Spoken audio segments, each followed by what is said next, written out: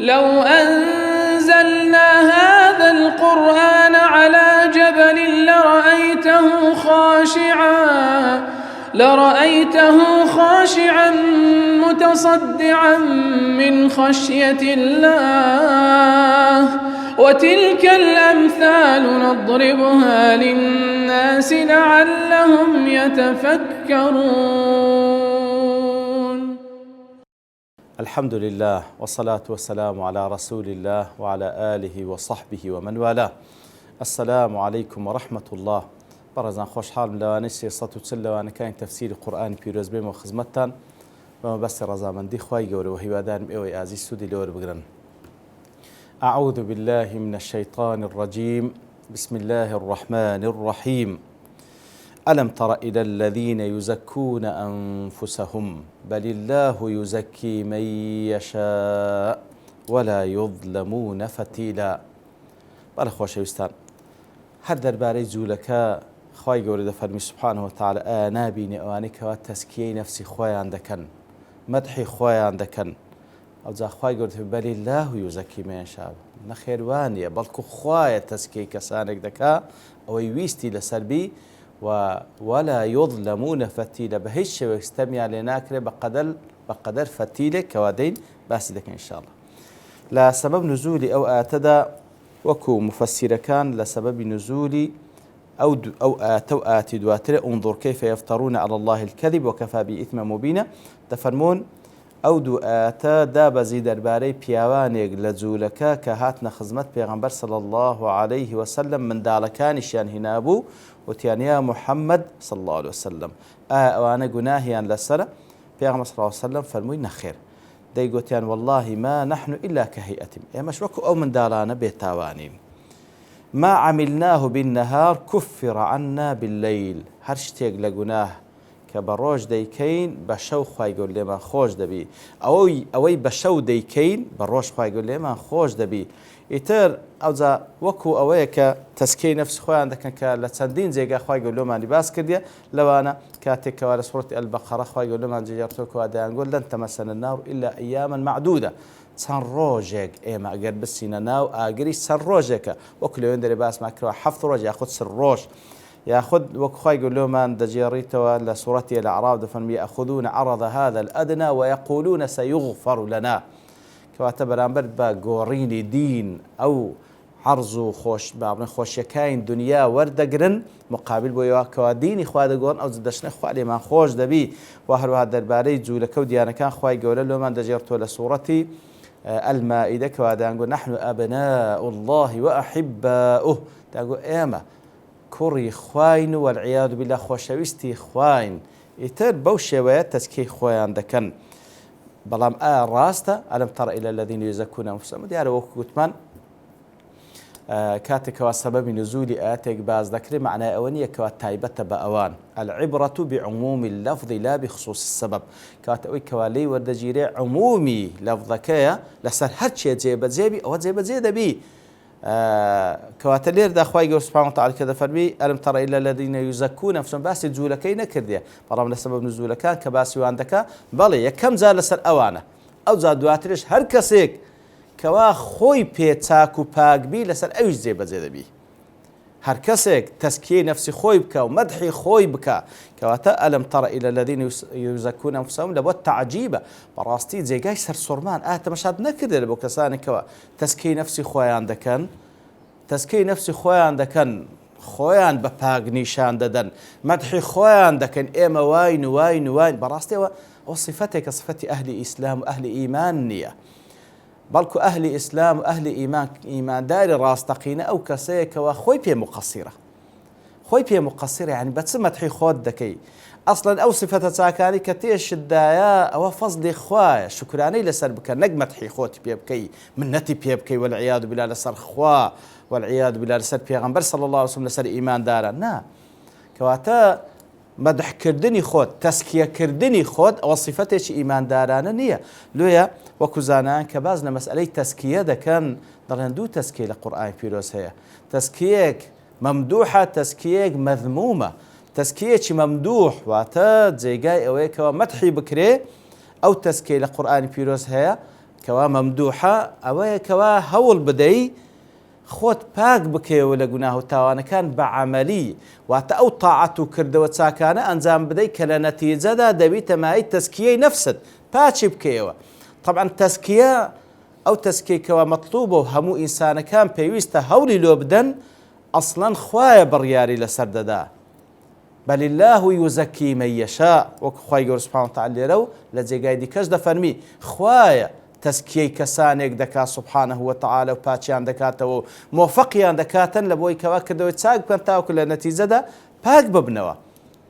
بەڵام ئەوەی کەوا لەسەر ئینسانە وەک سنەتی خوای گەورە سوبحانه وتعالى کە داینە ئێمە هەنگاو بهاوێن ئەوەنە ڕەغبەتمان تێدا بی لە دڵ و دەروونەوە پڕ بە دڵ هەوڵ بدەین کەوا خۆمان پاک بکەینەوە مەبەستمان بی بە پاچی بچینەوە لای خوا سوبحانه وتعالى. ئەوجا هەنگاوی لۆ بهاوێن کو هەنگاوی لۆ بهاوێن بەوەی کەوا بە چ تەزکیە دەبی بەوەی تەزکیە دەبی کەوا کردەوەی چاک ئەنجام بدەیت پێش هەموو شتێک بەوەی تەزکیە دەبی بەوەی کەوا خۆت لە عەقیدەی شرک بپارێزی کەوا ریجس و پیس و بۆگەنە وەک خوای گەورە لە سوورەتی ئەتەوبەدا باسی دەکاتن ئینەما المشرکون نەجەس ڕاستی مشریکەکان پیسن زانان دەفەرمێت عەقیدەیان پیسە خۆت پاک بکەوێت لە عەقیدەی شرک خۆت بڕازێن بە عەقیدەی تەوحید کە کەلیمەی طەیبەیە وەکو لە سوورەتی ئیبراهیم وەسفی دەکاتن کەلیمەی پاک و چاکە و هەر دڵ و دەروونێک عەقیدەی تەوحیدی تێدا بی ئەسڵ وایەکەوە ئەو دڵ و دەروونە پاک بیتەوە باڵێن گفتار و کردداری پاچی لێ ئیجاد ببیتن. ئیتر پێویستە هەوڵ بدەی خوتواتی لۆ بەهاوێ عەقیدەی تەوحید با بڵێن لە دڵ و دەروونت هەوڵ بدەی دای مەزرێنی ئەو زەکار و کردەوە چاکان ئەنجام بدەی لە نەتیجەدا خوای گەورە بڕیاری تەزکیەت لۆ دەدا. بل الله يزكي من يشاء کەواتە ئەو تەزکیەی کەوا مەرغوبە و مەمدوحە و مەطلوبە لە قورئانی پیرۆز ئەوەی هەوڵی لۆ بدەین کەوا کردەوەی چاک بکەین عەقیدەی پاک پەیڕەو بکەین کردەوەی چاک بکەین گفتاری چاک بکەین تاوەکو لە نەتیجەدا خوای گەورە پاکمان بکاتەوە. ئەو تەزکیەی کەوا مەمنوعە و مەذمومە و خوای گەورە نەهی لێ کردێ ئەوەیە کەوا وەکو لێرەدا باس کردێکەوە نابی تەزکیەی نەفس خۆمان بکەن بۆی کەوا مەدحی خۆمان بکەین نابی مەدحی خۆمان بکەین نابی ئەوەندە لە خۆت ڕازی بی ئەسڵەن وەکو گوتمان مەدحکردنی خۆت دەلاتە سەوی لە خۆت ڕازی ئەوەشەوە شتێکی ناڕێیەکە لەبەرەوەی فعلاً هەرچەندی بکەی بەڕاستی لە حەقی خوا سوبحانه وتعالى ناتوانێ ئەو حەقی لەسەرشانتە ئەدای بکەیت بەڵام هەولی لۆ دەدەی پێویستە هەست بە تەقسیر بکەیت هەستکردن بە تەقسیرە دەبیتە دافعێک لە بۆی کەوا زیاتر و زیاتر هەوڵ بدەیت لەبەرەوەی وەکو چەند جارێک باسمان کردکەوە مەلائکەت بەبەردەوام لە عیبادەتن ئەوجا لە ڕۆژی قیامەتدا لە حوزور رب العالمین دەڵێن سبحانك ما عبدناك حق عبادتك پاک منەزەهی لە بۆ تو بەڕاستی ئەو عیبادەتەی کەوا حەق بۆ مستحقی لە بۆ تو ئەنجام بدەین نەمان کردیە ئەیدی ئێمە چمان کردیە. کەواتە نابی بە هیچ شێوەیەک ئینسان تەزکیەی نەفس خۆی بکە وەکو جوولەکە هەر کەسێک تەزکیەی نەفس خۆی بکە بەڕاستی ئەوە شەبەهێشی تێدایە لەبەرەوەی ئەو ئاەتەوە گوتمان سەبەب نزولەکەی لە بۆ جوولەکە یەکەم کەس دابەزی ئەوجا هەر کەسێک صیفەتی وای تێدابی ئەوەیە کەوا تەزکیەی خۆی دەکات و مەدحی خۆی دەکاتن خوا پەنامان بدا. ئەلەم تەڕ ئیلە الەذینە یوزەکون ئەوجا لێرەدا بابەتێک کەژێتی گۆڕگوتمان ئەوەی کەوا مەمنوعە ئەوەی کەوا مەذمومە ئەوەی کەوا ناکرێ ئینسانی مسلمان لێبێتە جێ ئەو صیفەتەیە کە نابی مەدحی خۆی بکە و تەزکیەی نەفسی خۆی بکە. ئەدی مەدحکردنی غەیری خۆت دیارە مەدحکردنی غەیری خۆشت ئینسانی مسلمان لەسەر ظاهر بڕیار لەسەر مقابلەکەیدا وەکو قاعدەی شەرعی عەلەینا بالظاهر والله يتولى السرائر ڕاستی ئێمە بڕیار لەسەر ظاهر دێن سەریرە و دڵ و دەروون ئەوە لای خوایە سوبحانه وتعالى. ئەوە یەک. دوو ئەسڵ وایە ئێمە دائما گومانی باش بە یەکتری بین مەگەر شتێک لە بەرامبەرەکەم بێتە جێ بە عەمەلی ئەوجا ئەو گومانە چاکەم لێی لا بدەم و الحکم با بڵێن بە حەسەب ظاهری تەعامل لەگەڵ بکەم وەکو ئەو موقفە خراپەی کەوا ئەنجامی دایە. ئەسڵ وایە بەو شێوەی ئەمە نیەتمان بەرامبەر یەکتری پاک بی و چاک بی و تەسەوورمان بەرامبەر بە یەکتری چاک بی ئەو ئینسانی مقابلمان بەریئە مەگەر شتێکی وا بکەکەوە بە عەمەلی بەخۆی بیسەلمێنی کەوانیە. و خاڵێش کە لێرە زۆر پێویستە مەدحکردن بە هیچ شێوەیەک ئەگەر کەسێک بە پاک و چاچی تێدەگەی نابی بەرەو ڕوو مەدحی بکەی لەبەرەوەی بەرەو ڕوو مەدحکردن وەکو لەو حەدیثەی پێغەمبەر داهاتێ صلی الله عليه وسلم کە بوخاری مسلم ڕوایەتیان کردێ ئەبی بەکرە نوفەیعی کوڕی حارث دەجێت خوای ڕازی بی دەفەرمی پیاوێک مدحی پیاوێشکەی کرد لە خزمەت پێغەمبەر صلی الله عليه وسلم پێغەمبەر صلی الله عليه وسلم فەرمووی وەیلەک قطعت عنق أخيك سێجاران لەسەر یەک فەرمووی وەیلەک قطعت عنق أخيك وويلا لە بۆ تو بەو مەدەحکردنت لە بۆ فلانە کەسی لە بۆی بەرەو ڕوو مەدحی دەکەی ئەتوو بەڕاستی سەری دەبڕی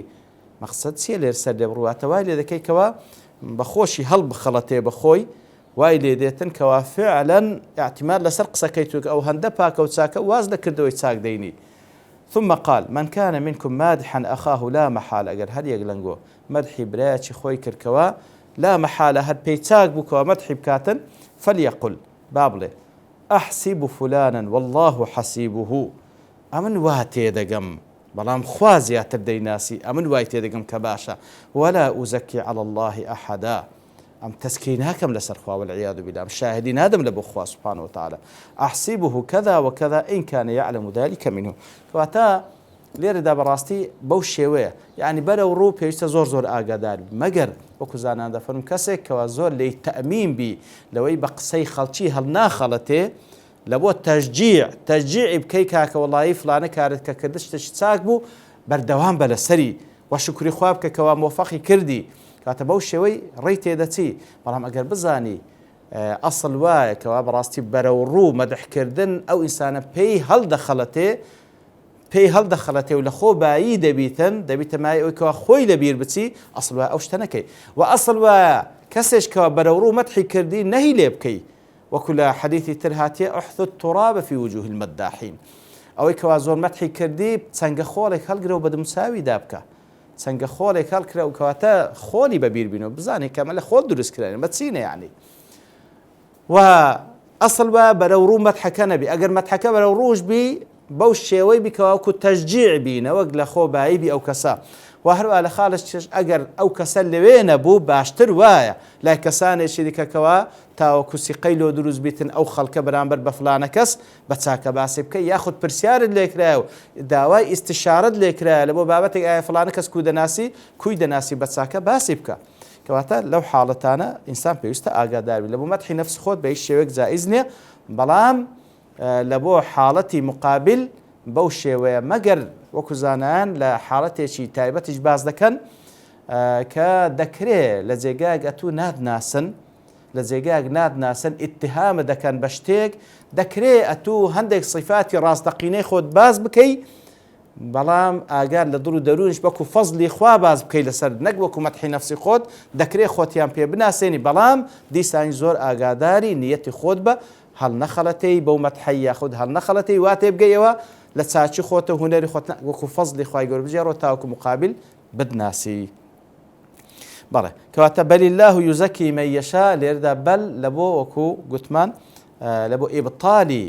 قسەکەی ئەوانە کە تەسکەی نەفس خۆیان دەکەن و مەدح خۆیان دەکەن خوای گەورە نەخێوانیە بەڵکو ئەڵڵایە تەسکەی کەسانێک دەکەن وەفەقیان دەکەن بۆ کردەوەی چاک و لە نەتیجەشدا پاک دەبن و چاک دەبن ولا يظلمون فتيلا وهيج كسيتشيش ظلمي ليناكري بقدر فتيليتشيش فتيل او دزوه باريكيه كوا ديار ناوچي دنك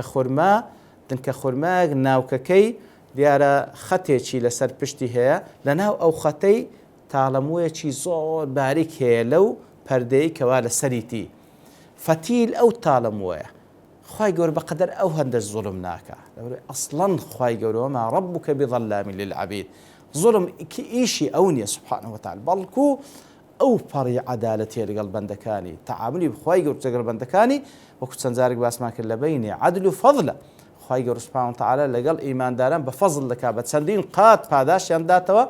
و بەرامبەر بە کەسانێکی کافر کە سزاشیان دەدا یاخود کەسێکی خراپەکار کە سزای دەدا بە عەدالەت یەک بە یەکە و زیاتریش نییە کەواتە ولا یظلمون فتیلە بە هیچ شێوەیەک زوڵمیان لێ ناکرێ بەقەدەر ئەو تاڵەموەی کەوا ئەو دەزوەی کەوا لە ناو شەقەکەی ناوچی خورماشە خوای گەورە زوڵم ناکە سبحانه وتعالى جا ئایا زوڵم لە چێ ناکەوات ئەو کەسانی کەوا مەتری خۆشیان دەکەن کەوا مستحق دەبن بە سزای خوای گەورەش خوای گەورە لە قەدەر تاوانەکەیان سزایان دەدا و زوڵمیان لێ ناکە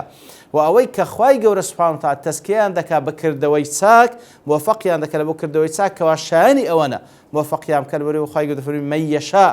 مەشیئەتی لەسەرکەوا تەسکیان بکە لەبەرەوەی ئەوانە ئەهلن لە بۆ ئەوەی کەوا تەسکیان بکە ئەوانیش لەو کردەوە چاکانەی کە دەیکەن بە هیچ شێوەیەک خوای گەورە سوبحانەهو وتعالە زوڵمیان لێ ناکارەوەی کەوا پاداشیان نەداتەوە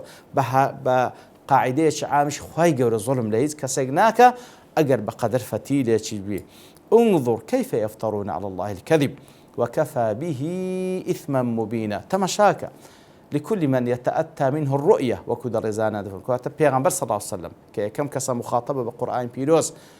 كلبوي دابزية لسر دلو دروني باتشي أو دابزية أو زهمو إيمان دان لدواي پیغمبر صلى الله عليه وسلم كي هالقري قرآن بيروزن دفرمي تماشابك